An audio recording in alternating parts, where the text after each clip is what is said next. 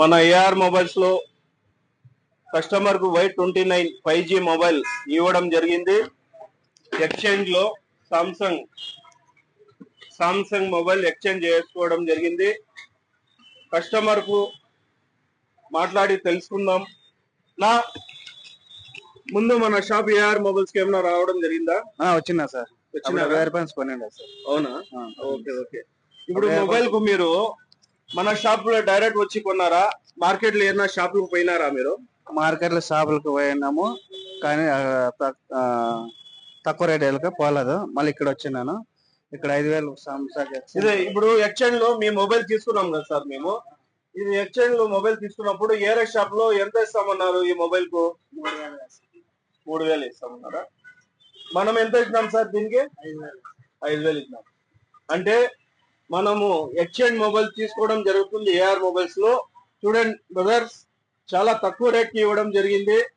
ఈ రేట్ గాని మనము ఎక్కువ రేట్ వేసుకోవడం జరిగింది మార్కెట్ లో. అదే విధంగా మీరు ఆన్లైన్ చూసినారా రేటు ఎంత అని? మొబైల్ ఇది Y29 చూసినారా? 16,000 ఉందా? మనం ఏ రేట్ ఇచ్చినాము? 14,000. చూడండి ఫ్రెండ్స్, మేము 14,000 మాత్రమే ఇవ్వడం జరిగింది. అదే విధంగా ఆన్లైన్ లో తీసుకుంటే మీకు వారంటీ ఏం ఉండవు. వారంటీ ఉంటుంది, ప్లస్ ఏమైనా ప్రాబ్లం వస్తే మీరు సర్వీస్ సెంటర్ మదనపల్లిలో లేవు, తిరుపతి, బెంగళూరు పోవాలా. కానీ మన 3 షాపులు ఉన్నాయి. వాళ్ళే పోయి, మా పిల్లలు సర్వీస్ సెంటర్ పిల్లలు ఉంటారు, వాళ్ళే పోయి చెప్తూ వస్తారు. మీరు పోయే అవసరం లేదు. అదే విధంగా మీరు ఆన్లైన్ లో కొంటే గానీ ₹1 గిఫ్ట్లు కానీ ఇవ్వరు. కానీ మనము చూడండి 500 విలువ గల మనం దగ్గర షాప్ లో మొబైల్ తీసుకుంటే గుర్తు ఉండాలా, ఎందుకంటే ఏఆర్ మొబైల్స్ వాళ్ళు ఇస్తారని. అదే విధంగా ఇదే అనుకున్నారా? అది కాదు.